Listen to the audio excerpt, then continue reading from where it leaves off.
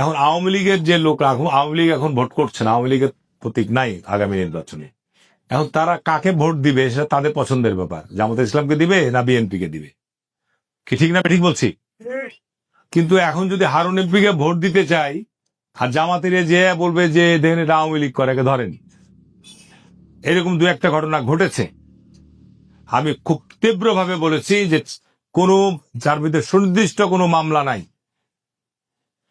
এর বাইরে কোনো লোককে যেন হয়রানি করা না হয়। যদি হয়রানি করা হয় আমি জনসাধারণকে নিয়ে কিন্তু আমি থানা ঘেরাও করবো, একদম পরিষ্কার বলেছি।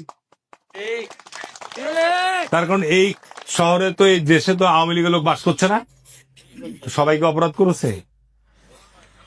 যে কারণে যদি সুনির্দিষ্ট মামলা থাকে, তাহলে আওয়ামী লীগের সময় আমাদের নামে মামলা হয়েছে, আমরা বাড়িতে বসছিলাম, আমাদের নামে নাশকতার মামলা হয়েছে। আর এখন যারা নিরপরাধ, যারা কোনো অপরাধের সাথে জড়িত না, এখন যদি তাদেরকে মিথ্যা মামলা দিয়ে তাদেরকে ধরে, তাহলে পার্থক্য হলো কি? তারপর আবার টাকার লেনদেনও হবে। আমি পরিষ্কার বলেছি, আল্লাহর রহমতে যে আপনারা আমাকে নির্বাচিত করেন, আমি নবাবগঞ্জের সকল প্রশাসনকে জবাবদিহি